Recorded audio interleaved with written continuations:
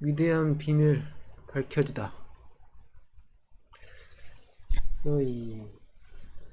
이 장이 좀 있다고 아니면 이해라는 표현이 그런데 이해라는 말이 마음 다가옴, 동의가 처음에는 좀 어려웠던 장이 이 장입니다. 그리고 몇 페이지 안 읽는 고작 2장인데도 옛날 그 시크릿 책처럼 다가온 게 아니고 이게 일단은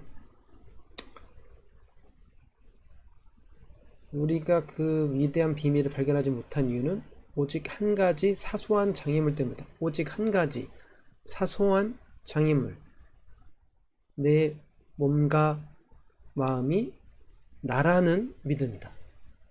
내가 나의 몸과 마음이라는 믿음. 그럼 나는 무엇인가?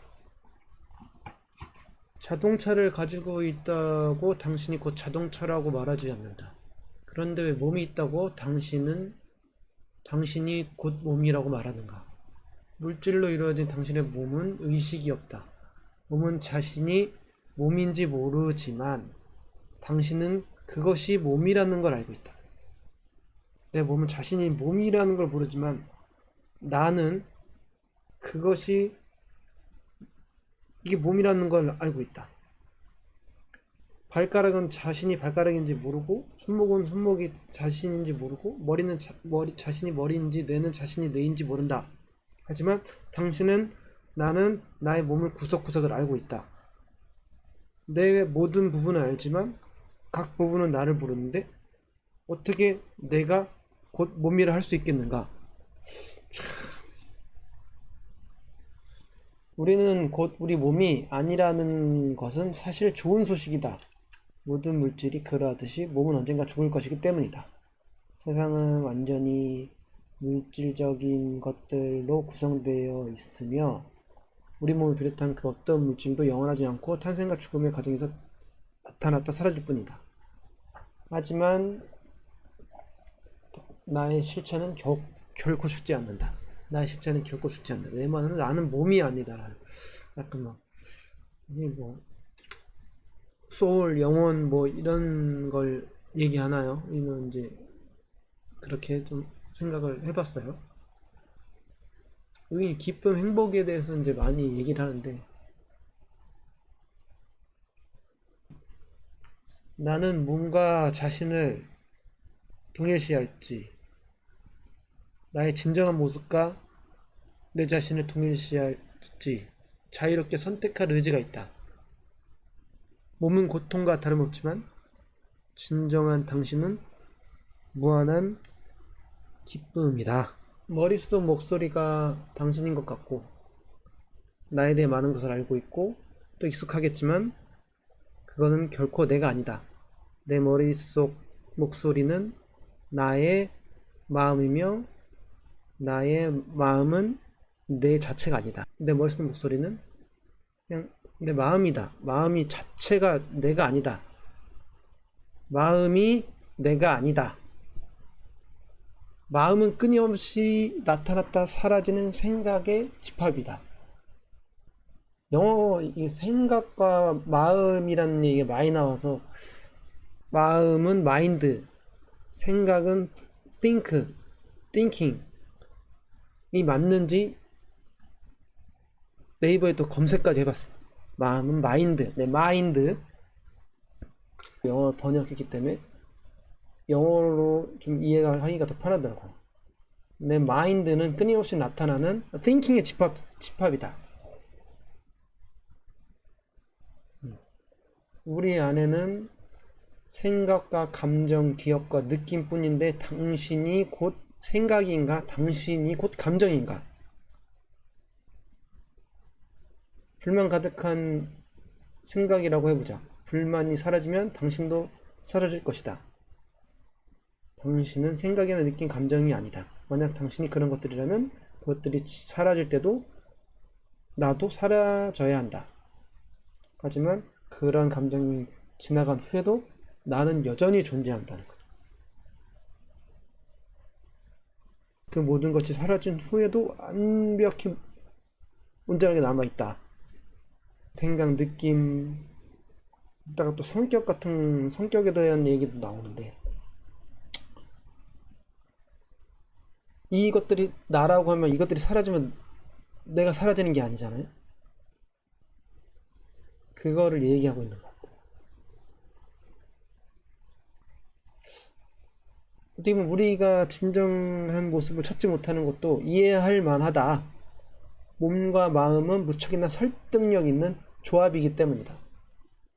마음은 끝없이 생각을 늘어놓는데, 마인드는 생각을 계속 늘어놓는데, 띵킹을 계속 하는데, 나는이라는 단어를 포함하고 있다. 마음이 곧 나 자신인 것처럼 늘어놓느냐.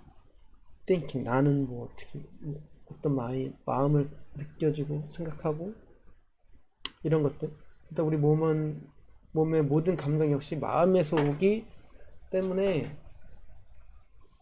몸이 곧 나 자신이라는 믿음이 강해지는 것도 놀라운 일도 아니다. 마음이 생각을 누르는데 그 대부분은 나른이라는 단어를 포함하고 있고 마음이 나 자신인 것처럼 늘어놓는다. 자꾸 나는이라는 단어를 포함하니까 나 자신인 것처럼 늘어놓는 거지. 생각을 계속. 우리의 몸의 모든 감각 역시 마인드에서 그 생각이 마음에서 오기 때문에 몸이 곧 나 자신이라는 믿음이 강해지는 것도 놀라운 일은 아니다. 제가 몇 번 읽어서 이해가 그때 돼서 좀 더 늘어지게 설명을 한 것 같아요.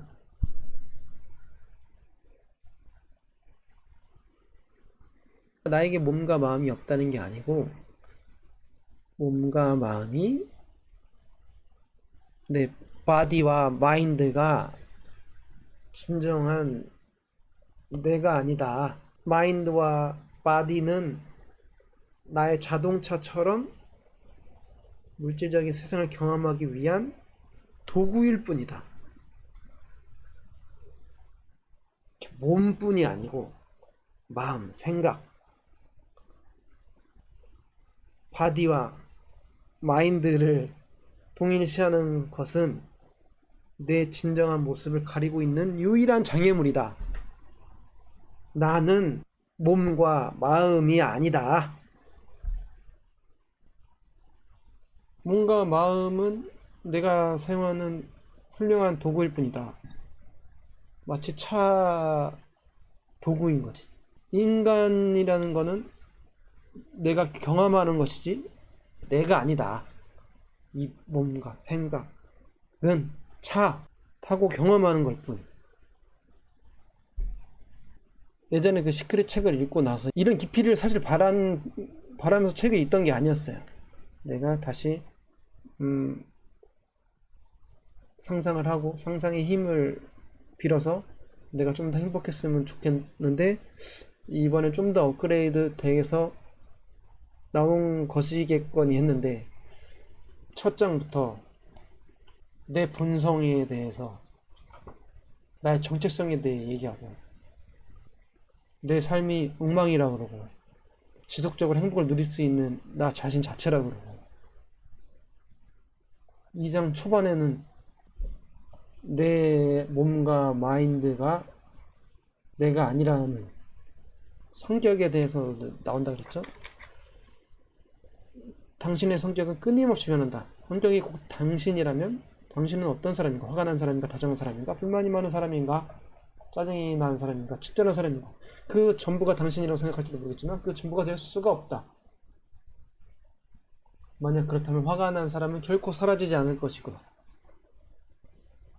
만약 그렇다면 화가 난 사람은 결코 사라지지 않을 것이지 않은가. 화가 난 사람은 언제나 그 자리에 있을 것이다. 불만이 많은 사람이 진짜 당신이라면 그 사람이 사라질 때 그 그 일부도 그와 함께 사라질 것이다. 하지만 그런 일은 일어나지 않는다. 그렇지 않은가? 당신은 화가 난 사람이 있기도 전에 그 자리에 있었고, 화가 난 사람이 사라진 후에도 그 자리에 있다. 당신은 불만이 많은 사람이 나타나기 전에도 여기 있었고, 그 불만이 많은 사람이 사라진 후에도 여기 있다. 그러므로 변화하는 기분이나 성격은 분명 당신이 아니다. 우리의 성격조차도 내가 아니라 이거지. 그것도 뭐 어떤 느낌이라든지, 뭐 짜증이 난 사람이든지, 친절한 사람인지, 그게 다 사라져도, 어떤 부정적인 것을 사라져도 나는 그대로 있지 않는가. 성격은 유용한 도구지만 당신을 정의할 수 없다. 당신의 진정한 모습은 당신이 생각하는 당신 자신을 훨씬 넘어선다. 성격도 유용한 도구일 뿐이라고 말하는 거야.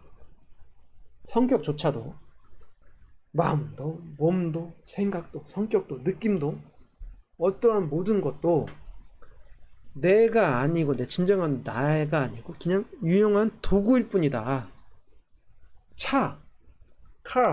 차처럼 비슷한 맥락이죠. 본질적인 모습에 대한 진실을 밝히는데 가장 큰 장애물은 나 자신을 생각과 기억의 감정과 느낌의 집합체라고 믿는 것. 생각과 기억과 감정과 느낌의 집합체라고 믿는 것. 그게 가장 큰 장애물이라 이거죠. 우리 모든 심리적 문제는 바로 그 상상 속 자로 인한 것이다. 우리 자신을 그 독립적 존재로 오해하게 하면,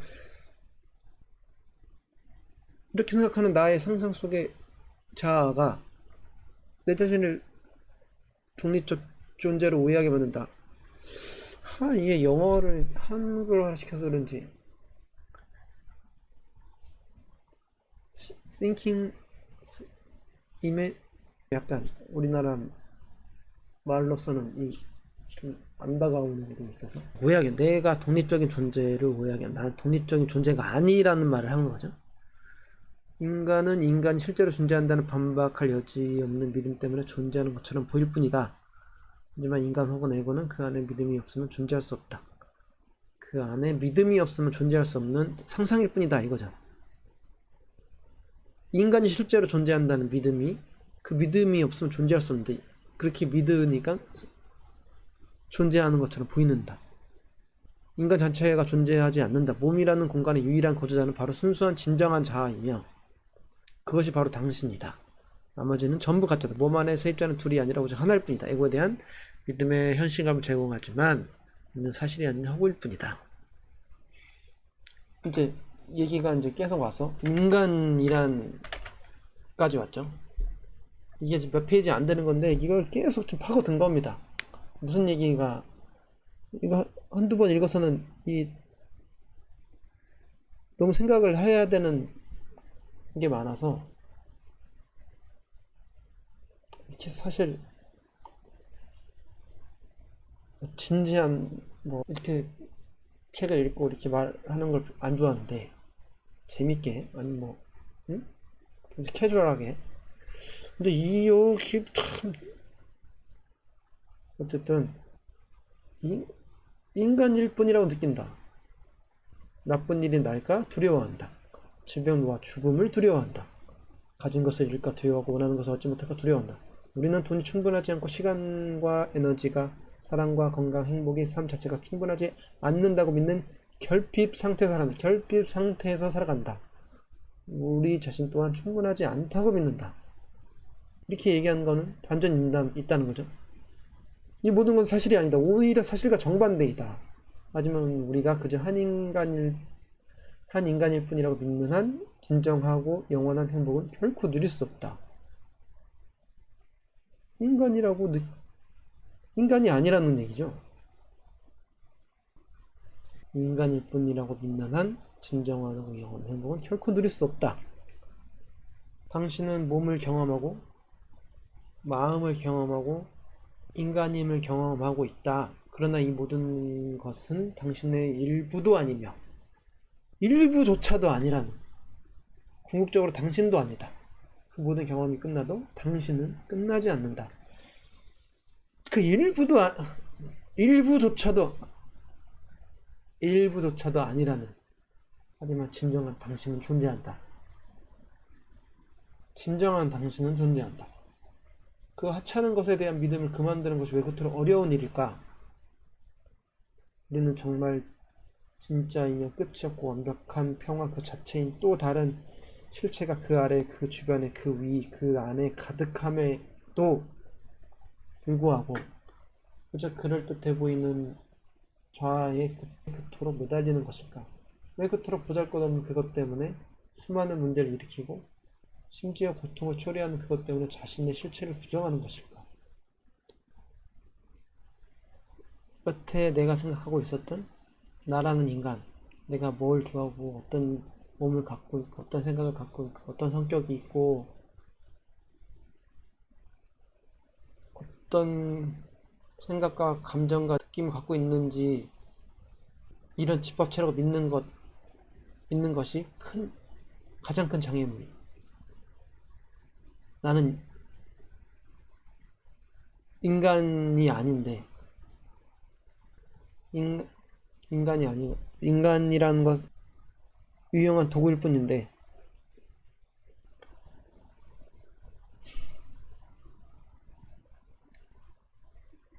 생각을 좀 많이 해보고 다 이제 일맥상통한 말이라고 생각을 해요. 이제 여태까지 한 얘기가. 그리고 후에도 더 나옵니다. 이런 구절이 많아요. 굉장히 많아요. 계속 이런 얘기를 합니다. 이 장의 초반에서. 그래서 너무 길어지니까 오늘은 여기까지 하겠습니다. 뿅.